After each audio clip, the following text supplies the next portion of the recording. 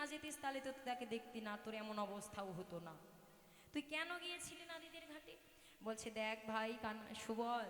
আমি তো তাকে দেখবো বলে যাইনি রে। আমি তো গিয়েছিলাম ওই পাশ দিয়ে যখন হেঁটে যাচ্ছিলাম তখন দূর থেকে লক্ষ্য করলাম ওই কুলে তীরে মাঝে মনে হয় কেউ একটা স্বর্ণ প্রতিমা রেখে গেছে।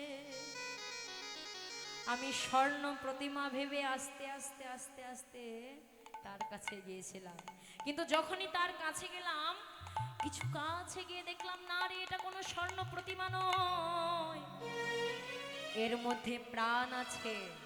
এ নড়াচড়া করতে পারে, কথা বলতে পারে। আর যতক্ষণে বুঝলাম এর মধ্যে প্রাণ আছে ততক্ষণে আমার মধ্যে আর প্রাণ নাই, আমার মধ্যে কোনো চলৎ শক্তি নাই। আমি লোক সমাজের ভয়ে বাড়ি ফিরবো, কিন্তু আমার পা দুটো বাড়ির দিকে আর চলছে না, যেন থর দাঁড়িয়ে আছে। আমি আর চলতে পারছিলাম না। আমি লোক সমাজের ভয়ে বাড়িতে দৌড়ে যাব, পালাবো ভেবেছিলাম, কিন্তু আমি আর যেতে পারছিলাম না। জানিস, আমি ওই যমুনা আরতির স্নান করার সময় তাকে দেখেছিলাম, এই জন্যই তো আমার তার কথা এমন মনে পড়ছে। শোন, বল ওই রমণীটিকে কাকে আমি স্নান করতে দেখলাম? বল না রে ভাই, কেমন করে স্নান করছিল জানিস? অঙ্গের বসন করিয়া আসন, অঙ্গের বসন করিয়া আসন, অঙ্গের বসন করিয়া আসন, অঙ্গের বসন করিয়া আসন, সেধনি মাজিছে গা, আর সেদরি বাজিছে গা, সেধনি মাজিছে গা, আর সেদরি বাজিছে গা, কিবা সেদু গলি শঙ্খ ঝলবলি, কিবা সেদু গলি শঙ্খ জলবলি, সরু সরু শশিকলা, সরু সরু শশিকলা, মাঝিতে উদয় সুধ সুধাময়, মাঝিতে উদয় শুধু শুধু আমি দেখিয়া হইন ভোলা, আরে দেখিয়া হয় না ভোলা, আমি ভোলার মতো ভুলে গেলাম, আমি ভোলার মতো ভুলে গেলাম, আমি সেদিন ভোলার মতো ভুলে গেলাম। সেদিন ভোলার মতো ভুলে গেলাম। ওই এই জগতে একজন হলো ভোলা মহেশ্বর। সে যদি একবার যদি তাকে একটু যদি তাকে ডাকা যায়, একটু যদি বেলপাতা দিয়ে তার মাথায় যদি একটু জল দেওয়া যায়, তাহলেই সে সন্তুষ্ট হয়ে দেখবেন। তো এই জগতের দেখ একটা ভোলা, আর আমি আজকে যেন ভোলা হয়ে গিয়েছি। আমি তার রূপটা দেখে ভোলার মতো ভুলে গিয়েছি। জানিস, ওই রমণীটি চলে নীল শাড়ি নিঙারি নিঙারি পরাণ সহিতে মোর, সিনায়া উঠিতে নিতম্ব তটেতে পড়েছে চিকুর রাশি, কান্দিয়া অন্ধার কনক চান্দার শরণ লইল আসি। তাকে দেখে আমার যে বাজু বন্ধগুলা যেগুলো পড়ে আছে, এই বাজু বন্ধগুলো আমার ঢিলা হয়ে গেছে, আপনি আপনি খুলে খুলে পড়ছে। কারণ দিনে দিনে ক্ষীণ ভেল দেহা, গোবিন্দ দাস কহে ওইছে ন বলেহা। নতুন প্রেমের তো এমনি ধারা, নতুন প্রেমের তো এটাই রীতি। যদি কেউ নতুন নতুন প্রেমে পড়ে, দেখবেন ভালো মতো খায় না, ভালো মতো ঘুমায় না, আর না খেয়ে না দিয়ে সর্বঙ্গে একদম হরিবল। তাইতে হরিবল, সময় তো নাই, আমার সময় শেষ, 2 মিনিট মনে আছে। তো আপনাদের সকলের কাছে নিবেদন, কৃষ্ণকথা হরিকথা শ্রবণ করলে একটু দক্ষিণা তো দিতেই হয়। তো সকলের কাছে আমার পক্ষ থেকে লোক যাচ্ছে, আপনারা যে যা পারেন একটু কৃষ্ণ সেবার জন্য দক্ষিণা দান করবেন। হরিবল। আজকে সুবল আর কানাই যখন কথোপকথন করছে, ঠিক এমন সময় কানাইয়ের আর সুবলের মাঝখানে এসে দাঁড়ালেন কে? বিশাখা সুন্দরী। সুবল না গড়ে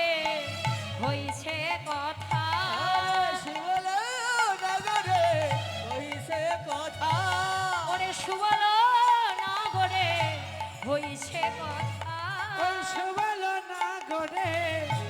হইছে কথা, আমার বিশাখা সুন্দরী আইলো তথা, বিশাখা সুন্দরী আইলো তথা, বিশাখা সুন্দরী আইলো তথা, বিশাখা সুন্দরী আইলো তথা, ওরে কি কথা কহিছ সুবল সনে, আর কি কথা কইছ সুবল সনে, ও নগর কি কথা কহিছ সুবল সনে, কি কথা কহিছ সুবল সনে, বলো কহিতে কহিতে কাঁদছো কেন কথা কহিতে কহিতে কাঁদিছ কেনে একবার তোমার মনের কথা খুলে বলো একবার মনের কথা খুলে বলো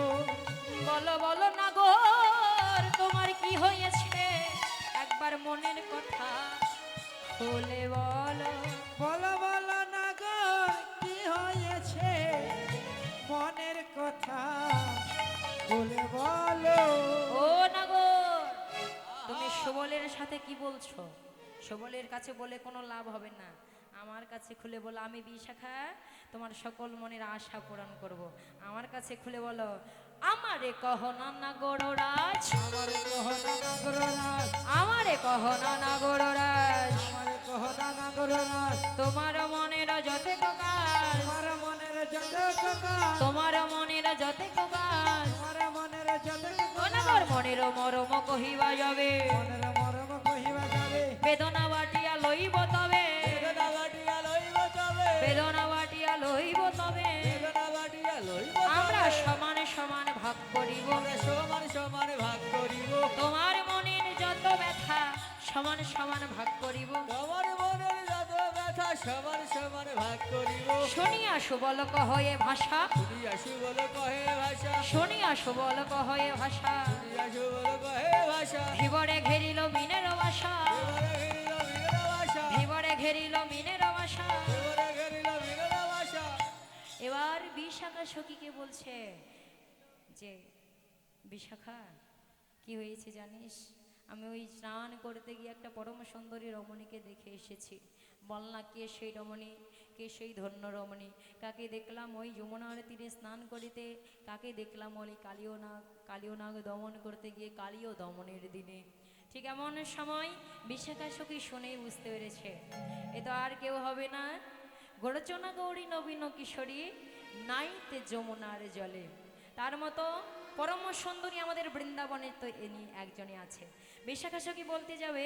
ঠিক এমন সময় কে বলে উঠলেন এবার চণ্ডীদাস ভবানী চণ্ডীদাস কহে শোনো হে না গুণ চাঁদা সেজে বৃষ ভানু রাজর নন্দিনী নাম তার বিনোদিনী রাধা চণ্ডীদাস পদকর্তা বাসলি আদেশে বলে উঠলেন যে গোবিন্দ সে আর কেউ নয় তিনি হলেন আমাদের বৃষভানু রাজনন্দিনী নাম তার বিনোদিনী রাধা রাধা নামটি শোনায় দিলাম নাম ধরে ধরে জপতে থাকো নামের যখনই কৃপা হবে নামে তোমার ডাকে অবশ্যই সাড়া দেবে এবার যখন জপতে থাকলেন বিশাখা সখী চলে গেলেন রাধারানীর কাছে কাছে গিয়ে বিশাখা ডেকে ডেকে বললেন এই তুই নাকি সন্ধ্যাবেলায় যমুনাতে স্নান করতে গিয়েছিলি জল ভরতে গিয়েছিলি তো তোকে কেউ দেখেছিল সে বড়ই ব্যাকুল চল তোকে দর্শন করতে হবে এবার রাধারানীকে নিয়ে বিশাখা সখী চলে এসেছেন রাধাকুণ্ডের তীরে এবার গোবিন্দকে নিয়ে গিয়ে রাধা বদনখানা সাক্ষাতে দর্শন করালেন এবার নয়নে নয়নে মিলন হলো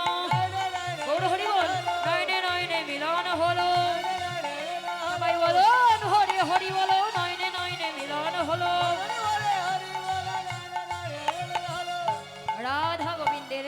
নয়নে নয়নে দর্শন আনতে আমার রাধারানী ঘরে ফিরে গেলেন গোবিন্দ আবার গোষ্ঠগোচরণ খেলা খেলতে গেলেন জয় রাধে গোবিন্দ বলে জয় ধ্বনি দিল রাধা গোবিন্দ নৈমিত্তিক নীলা এখানে রহিল নৈমিত্তিক নীলা এখানে রহিল জয় রাধে রাধা গোবিন্দ বলা জয়